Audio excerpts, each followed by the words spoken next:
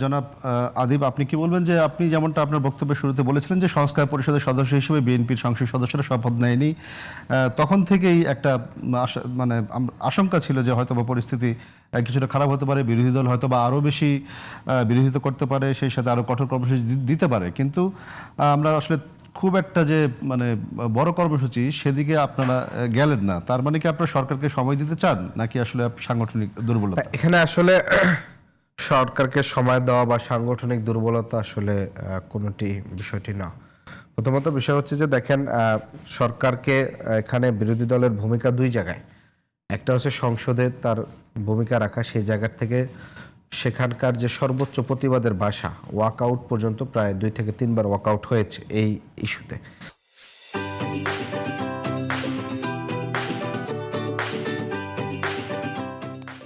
পাশাপাশি কিন্তু ঢাকায় আমাদের 2টি বিক্ষোভ মিছিল হয়েছে, সমাবেশ হয়েছে এবং ধারাবাহিকভাবে বিভাগগুলোতে আমাদের সমাবেশের ঘোষণা আছে। 16ই মে রাজশাহীতে বিভাগীয় সমাবেশ আছে, তারপরে হচ্ছে 13ই জুন আপনার হচ্ছে রংপুর। এরকম ধারাবাহিকভাবে প্রায় 3 মাসের কিন্তু একটা বিভাগীয় কর্মসূচি ঘোষণা হয়েছে। তো ফলশ্রুতিতে এই জায়গার থেকে তো আমরা একটা সরকারকে গণতান্ত্রিক কখন বলি, যখন সে হচ্ছে একটা যৌক্তিক সমালোচনায় সাড়া দিয়ে এটার একটা ব্যবস্থা নেওয়া কিংবা হচ্ছে রেসপন্স করা। এবং সরকার যদি প্রত্যাশা করে যে না, বিরোধী দল এই বিক্ষোভের পরে পরবর্তীতে অবস্থান কর্মসূচি দেওক, অবস্থানের পরে হরতাল দেওক, তখন কিন্তু এই জিনিসটা কিন্তু রাজনৈতিক মাঠটা কিন্তু উত্তপ্ত হয়।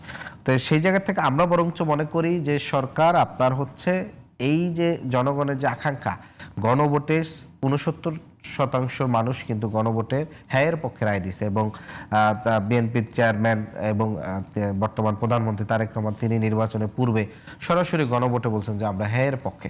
তাহলে তিনি নিজে যেই জায়গাটি হ্যাঁয়ের পক্ষে অবস্থান নিয়েছেন, সেই জায়গাটিতে আসলে সরকার গঠনের পরে কি এমন একটা ঘটনা ঘটলো যে সরকার তার সেই জায়গা থেকে তিনি সরে আসলেন, সেই বিষয়টি কিন্তু জাতির কাছে কিন্তু একটা প্রশ্ন রয়ে যায়। তো ফলে আমরা মনে করি যে সেই জায়গাটিতে সরকারের অবশ্যই সাড়া দেওয়া উচিত। আর যদি বলেন যে আসলে সাংগঠনিক যে বিষয়টি, এটা আসলে বিএনপি, এটা সেলিম ভাই তিনিও এগ্রি করবেন, জামাতের সাথে তাদের প্রায় 20 বছর জোট ছিল, বিরোধী দল একসাথে রাজনীতি করছেন। সাংগঠনিক কাঠামো কিংবা সাংগঠনিক শক্তি সামর্থ্য হচ্ছে তাদের, জামাতের প্রতি তাদের যথেষ্ট কনফিডেন্স আছে এবং তরুণদের দল হিসাবে সদ্য অভ্যুত্থান নেতৃত্ব যাওয়ার জায়গা থেকে এনসিপির তরুণদের, সারা দেশের তরুণদের যে একটা সুসংগঠিত যে শক্তি, ফলশ্রুতিতে আমরা চাই না তো সর্বোচ্চ শক্তি প্রেসার করে একেবারেই পুরো একটা পরিস্থিতি তৈরি করা। কারণ এই পরিস্থিতিতে যেটি হবে যে সরকার যদি এই পরিস্থিতিতে যেতে বাধ্য করে, তখন এখানে একটা কেওয়াটিক পরিবেশ তৈরি হলে সেটার সুযোগ কিন্তু এখানকার পতিত ফেসিবাদ কিন্তু নেওয়ার চেষ্টা করবে। কারণ এই সরকারের প্রশাসন থেকে শুরু করে প্রত্যেকটা স্তরে স্তরে কিন্তু আওয়ামী লীগে রেখে যাওয়া কিন্তু আপনার প্রেতাত্মারা রয়ে গেছে।